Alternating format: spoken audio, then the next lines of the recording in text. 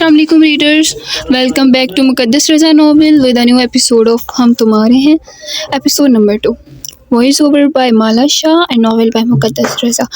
I hope so कि मुझे कुछ रीडर्स जानते होंगे और जो नहीं जानते होंगे सो जान जाएंगे। Do subscribe the channel must, okay. माहा माहा कहाँ गई तुम? मुकद्दस माहा को आवाज़ देती पूरे मॉल में घूम रही थी। हाँ जी, क्या हो गया है? माहा उसके करीब आई थी। कहाँ रह गई थी तुम? कुछ नहीं, बताया था ना, कुछ चीज़ें लेने गई थी। अच्छा चलो आ जाओ, माया वेट कर रही है, चलो। वो दोनों माया की तरफ चल दी। कहाँ रह गई थी आप माहा? माया ने माहा से सवाल किया था। इधर ही थी। अच्छा चलो, दोनों जल्दी से चीज़ें पैक करो, फिर लंच करने चलते हैं। हाँ चलो, मुझे भी बहुत ज़ोर की भूख लगी है। तीनों ने अपने बैग उठाकर काउंटर की तरफ चली जाती हैं। बाबा, आपको मुझे इतनी जल्दी कनाडा वापस नहीं बुलाना चाहिए था। वो सोफे पर बैठते टांग पर टांग रखे हुए बोलता, कंपनी को तुम्हारी ज़रूरत है। हाथ में अखबार उठाए बहुत नरम लहजे में जवाब दिया, पर मुझे अभी कुछ वक्त दरकार है। बस करो छोटे मलिक, तुम्हें अब उसके ख्यालात से बाहर आने की ज़रूरत है। अब वो किसी की बीवी बन चुकी है, जानता हूँ। बार बार याद मत करवाएं। याद करवाना ज़रूरी है ताकि तुम्हें समझ आए। समझ चुका हूँ बाबा, और आगे भी बढ़ चुका हूँ। शायद तुम भूल रहे हो कि मलिक इंडस्ट्रीज़ को तुम्हारी ज़रूरत है। क्या खान ग्रुप ऑफ इंडस्ट्रीज़ को आगे जाने देना है? नहीं। तो फिर मुझे अपना वही जुनूनी हारिस चाहिए जिसमें जीतने का जज्बा था। आप फिक्र न करें बाबा, आपका हारिस अभी भी वैसा है। वो ये कह के उठ खड़ा हुआ। कहाँ जा रहे हो? उसको उठ खड़ा होते देख मलिक साहब ने सवाल किया। अभी तो आपने बोला कंपनी को मेरी ज़रूरत है। वो हल्का सा मुस्कुराया। शाबाश मेरे बेटे। अपने बेटे को देखकर खुश हुए थे। हारिस अपना मोबाइल उठाता गाड़ी की तरफ बढ़ा था। मुकद्दस खाना खाने के बाद माहा और माया को उन मंजिलों पर पहुंचाते अब गाड़ी का रुख आहिल के ऑफिस की तरफ कर चुकी थी। वो गाड़ी चला रही थी कि उसके मोबाइल पर किसी की कॉल आई। कहाँ गया? वो मोबाइल ढूंढने लग गई, लेकिन उसका ध्यान अब सड़क की जानिब नहीं था। मोबाइल जैसे ही उसे मिला, उसने फ़ौरन से ऊपर देखा और सामने से एक तेज़ रफ्तार गाड़ी उसकी जानिब आ रही थी। उसकी बेख्तियार चीख निकली और उसने फ़ौरन से ब्रेक पर अपने पाँव रखे। दूसरी गाड़ी का भी एकदम से ब्रेक लगा। दोनों गाड़ियों में अब सिर्फ 1 इंच का फासला बाकी था। मुकद्दस फ़ौरन से गाड़ी से बाहर निकली। मुकाबिल भी अपनी गाड़ी से बाहर आ चुका था। जब मुकद्दस ने नज़र उठाकर ऊपर देखा तो वो कोई और नहीं बल्कि वही था, वही जो उसका दीवाना था। ये शायद अब भी है। हाँ, हारिस। मुकद्दस ने जैसे ही उस पर नज़र डाली, उसके मुंह से उसका नाम निकला। हाँ, हारिस। हारिस भी अब उसके सामने आ चुका था। तुम वापस कब आए? मुकद्दस उसे देखते हुए बोली।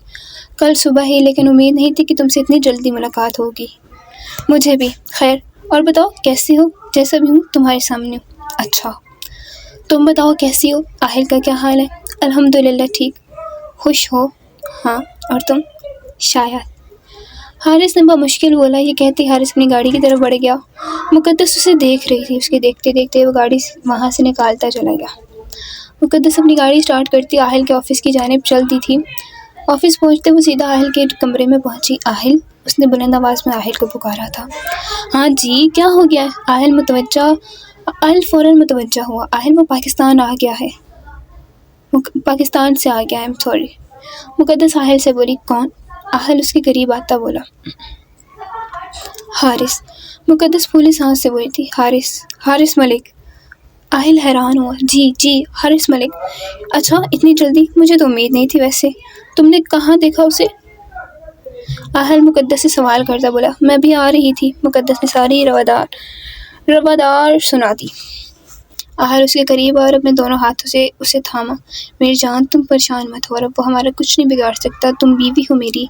अब हमारी शादी हो चुकी है। वो चाहकर भी कुछ नहीं कर सकता। आहिल उसे तसल्ली देते हुए बोला था। आहिल, मुकद्दस ने उसे धीमी आवाज़ में पुकारा था। जी आहिल की जान। आहिल बहुत प्यार भरे लहजे अंदाज में बोला था। मुझे घर जाना है। अच्छा चलो आ जाओ, मेरा भी काम हो गया है, घर चलते हैं। आहिल उसे बोलता अपने कोट और मोबाइल उठाने लगा था। वो दोनों ऑफिस से निकलकर गाड़ी में बैठते। रास्ता काफ़ी खामोशी से गुजरा था। गाड़ी अपनी मंजिल को जा रही थी। आहिल ने मुकद्दस की खामोशी बर्दाश्त नहीं हो रही थी। वो अपना हाथ मुकद्दस के हाथ पे रखता हुआ बोला था। क्या हो गया मेरी जान, इतनी खामोश क्यों हो? कुछ नहीं, बस वैसे ही। مقدس نے بس مختصر سا جواب دیا، ویسے کبھی آپ کو کسی نے بتایا کہ آپ خاموش اور بھی زیادہ پیاری لگتی ہیں؟ آہل کا فلرٹی موڈ اسٹارٹ ہو گیا تھا۔ آہل آپ بھی نہ کہیں بھی شروع ہو جاتے ہیں۔ وہ شرما رہی تھی۔ آئے ہائے ڈاکٹر صاحبہ شرماتی بھی ہیں؟ آہل شوق لیتے ہوئے بولا تھا، آگے دھیان دینا، یہ نہ ہو رومانس کے چکر میں اللہ کے پاس پہنچے ہوں۔ اچھی بات ہے نا، جنت میں بھی رومانس کر لیں گے۔ آہل پھر سے رومانٹک موڈ میں بولا تھا، اور آپ کو یہ خوش فہمی کس خوشی میں ہوئی کہ آپ جنت میں جائیں گے؟ مقدس نے ہلکی سی مسکراہٹ منہ پہ سجائے بولا تھا، میرا تو کنفرم ہے، آپ کا بھی مجھے یقین ہے کہ جنت میں ہی جائیں گی۔ اچھا جی، اور آپ کو کیسے کنفرم ہے؟ مقدس نے اپنا منہ آہل کی طرف کیا تھا، کیونکہ مجھے پتہ ہے کہ جنت میں مجھے تو حوریں ملے گی، اور آپ جیسی چڑیل کبھی نہیں چاہے گی کہ میں خوش رہ سکوں۔ آہل رونے والی شکل بناتا بولتا، آہل میں آپ کا خون پی جاؤں گی۔ مقدس غصے میں آہل کی طرف غصے سے بڑی تھی۔ اچھا، مقدس آہل کی طرف غصے سے بڑی تھی، معذرت، بس میں نے بولا تھا نا آپ چڑیل ہیں۔ آہل پھر سے اسے تنگ کرتا بولتا، آہل، مقدس غصے میں بولی تھی، اچھا نا سوری، مذاق کر رہا تھا۔ اب ان کے سفر کافی خوشگوار ہو چکا تھا، دونوں باتیں کرتے کرتے اپنی منزل کی طرف بڑھ رہے تھے۔ حارث عجیب سی حالت میں آفس پہنچا تھا۔ باس آپ ٹھیک تو ہو؟ شریف نے حارث کی حالت دیکھ کر پریشانی سے پوچھا۔ کچھ نہیں، حارث نے بمشکل کہا۔ باس آپ ٹھیک تو ہو؟ جاؤ، حارث ہررایا تھا۔ شریف اس حالت میں حارث کو چھوڑنا تو نہیں چاہتا تھا، مگر وہ مجبوراً کمرے سے باہر نکل گیا۔ شریف بلا شبہ حارث کا بہت وفادار اور خاص آدمی تھا۔ بہت سے لوگوں نے حارث کو دھوکہ دیا، پر شریف واحد ایسا آدمی تھا جو اسے کسی بھی مشکل میں اکیلا نہیں چھوڑتا تھا۔ شریف حارث کا خاندانی ملازم تھا، پہلے باپ ملک گروپ کے لیے کام کرتا تھا، اب بیٹا جب سے حارث نے آفس سنبھالا تھا شریف اس کے ساتھ تھا، ہر قدم ہر پل۔ کیوں تم میرے سامنے آئی؟ وہ ابھی بھی اسی کیفیت میں تھا۔ میں تمہیں جب بلاتا ہوں تم پھر میرے سامنے کیوں آ جاتی ہو؟ کیوں؟ میں تمہیں بھولنا چاہتا ہوں مقدس، بھولنا چاہتا ہوں۔ وہ خود کو سب بول رہا تھا، تبھی دروازے پہ کسی نے دستک دی۔ ایک دفعہ دی، دروازہ نہ کھلا، دوسری دفعہ دی، پھر سے کوئی نہ آیا، تیسری دفعہ دستک پر حارث ہرایا تھا، کون ہے؟ دفعہ ہو جاؤ یہاں سے۔ پر دروازہ بجتا رہا، اس کا ضبط جواب دے گیا۔ وہ غصے کی کیفیت میں اٹھا اور اپنی پوری قوت کے ساتھ دروازے کھولا، اتنی زور سے کہ مقابل شخص زور سے جا اس کی سینے سے لگا اور اس کے ہاتھ میں جتنی بھی فائل تھی سب زمین بوس ہوئی تھی۔ حارث، اس کے منہ سے اچانک نکلا، مایا تم یہاں کیا کر رہی ہو؟ وہ ابھی تک اس کے ساتھ لگی تھی۔ حارث، مایا حیرانی اور پریشانی کی ملتی جلتی کیفیت میں بولی تھی۔ مایا سفید رنگ کے ریشمی سوٹ، بال پونی میں باندھے، تقریباً نہ ہونے کے برابر میک اپ میں بے حد معصوم اور خوبصورت لگ رہی تھی۔ حارث نے بلیک کلر کا سوٹ کوٹ پہنا تھا، سلکی بال کیے جس کی کچھ لٹیں اس کے ماتھے پہ جھول رہی تھی، سفید رنگ، آنکھوں میں غصہ، ہلکی سی داڑھی، اونچا لمبا قد، کسی شہزادے سے تو کم نہیں لگ رہا تھا۔ حارث نے ابھی تک مایا کو اپنے مضبوط ہاتھوں میں تھاما ہوا تھا، دونوں ایک دوسرے کے بہت قریب آ چکے تھے، اتنا کہ وہ اس کی سانسیں محسوس کر سکتی تھی۔ اس نے اپنے دونوں ہاتھوں سے اسے مضبوطی سے تھاما ہوا تھا، جو اسے گرنے سے بچا رکھا تھا۔ حارث جیسی ہوش میں آیا، اس نے مایا کو خود سے الگ کیا۔ تم یہاں کیا کر رہی ہو؟ حارث واپس اندر آتا بولا تھا، انٹرویو کے لیے آئی ہوں۔ مایا بہت دھیمے لہجے میں بولی۔ حارث اس کی بات سن کر فوراً سے پلٹا، انٹرویو؟ حارث نے حیرانگی سے پوچھا تھا، جی، آپ کی اسسٹنٹ کی پوسٹ کے لیے۔ وہ ادھر ہی کھڑی جواب دے رہی تھی، ادھر بیٹھو۔ حارث نے اسے بٹھایا تھا۔ شریف، وہ ایک زوردار آواز سے شریف کو بلایا گیا تھا۔ جی باس، حکم۔ وہ بھاگتا اندر آ گیا۔ انٹرویو کا کیا چکر ہے یہ؟ اور مجھے اسسٹنٹ کی ضرورت نہیں باس، ملک صاحب کے حکم سے سب کچھ ہو رہا ہے۔ بابا چاہتے ہی کیا ہے آخر؟ ٹھیک ہے، جاؤ تم۔ حارث کے کہنے پہ وہ کمرے سے چلا گیا۔ تم جاب کیوں کر رہی ہو؟ حارث مایا کے ساتھ والی کرسی پر بیٹھ گیا۔ گھر بیٹھ کر بور ہو جاتی ہوں، سوچا کچھ کر لوں۔ مایا کا لہجہ ابھی بھی دھیما تھا۔ تو اپنے بھائی کی کمپنی میں کام کر لو نا۔ نہیں، مجھے اپنے بلبوتے پہ کچھ کرنا ہے۔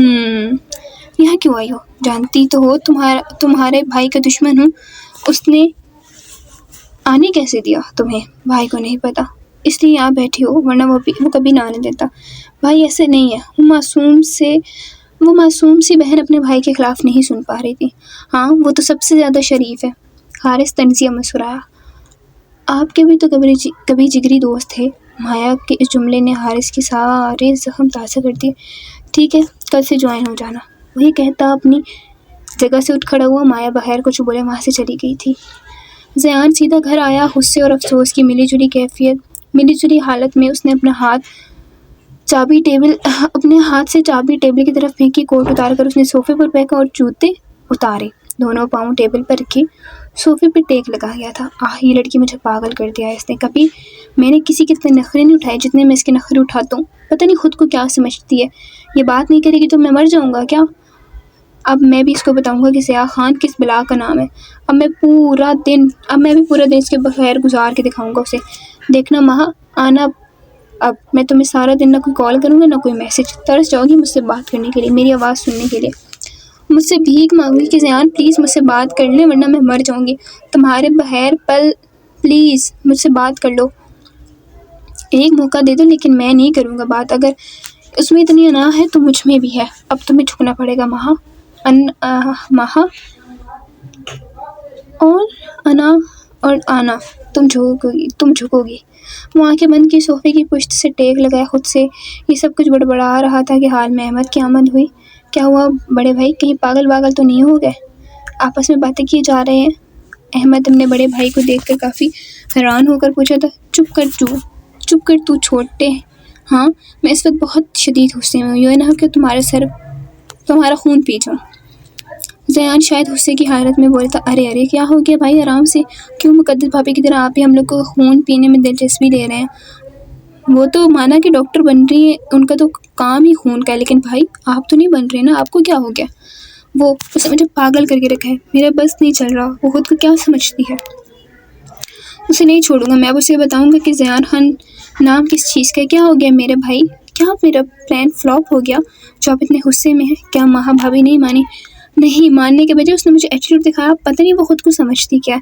ایک لڑکا اس کے پیچھے جا رہا ہے تو اس کا یہ مطلب نہیں کہ وہ بڑی پرستان کی شہزادی بن گئی ہے، بہت خوبصورت حسین و جمیل لڑکی ہے، اس جیسی اس دنیا میں پائی نہیں جاتی۔ ارے تمہارے بھائی پہ 100 لڑکیاں مرتی ہیں، اگر ایک دفعہ میں باہر نکل جاؤں تو 100 میرے قدموں میں گر کے کہتی ہے پلیز ہمیں ایک موقع دے دو پلیز زاہد، ہم تمہارے لیے اپنی جان بھی دے دیں گے۔ احمد خاصی دلچسپی کے ساتھ اپنے بھائی کے اسپیچ سن رہا تھا، جبکہ اسے پتا تھا کہ اس کی حقیقت سے کوئی لینا دینا نہیں ہے، لیکن وہ تو اپنے بھائی کو مایوس نہیں کرنا چاہتا تھا،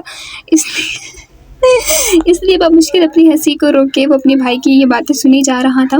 لیکن چونکہ وہ ایک اچھا بھائی تھا اس لیے اپنے بڑے بھائی کی تمام باتوں پہ چاہے فضول ہی کیوں نہ ہو ان میں اس کا بھرپور ساتھ دے رہا تھا۔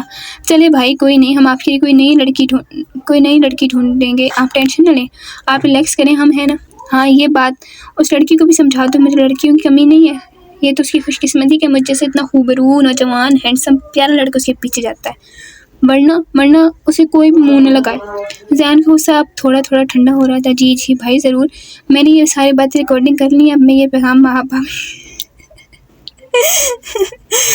بھابھی تک لازمی پہنچا دوں گا۔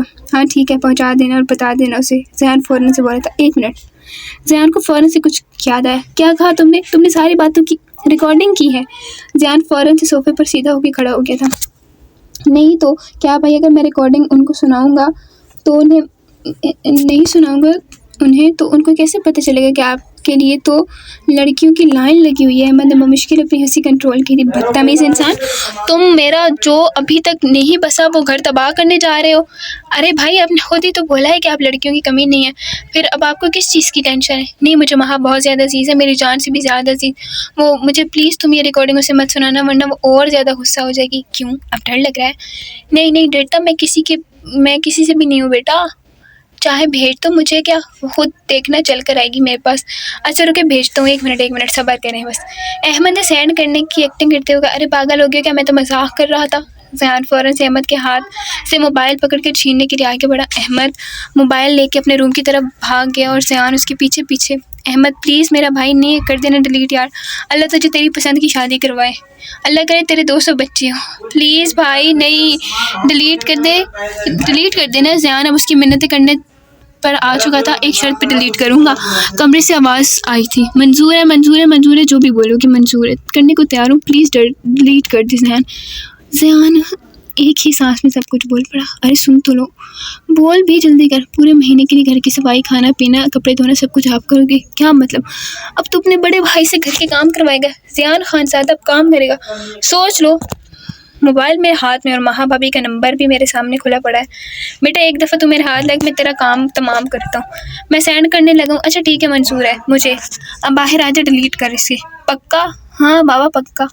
زیان کے کہتے احمد ہم نے کمرے کا دروازہ کھولا اور باہر آ گیا.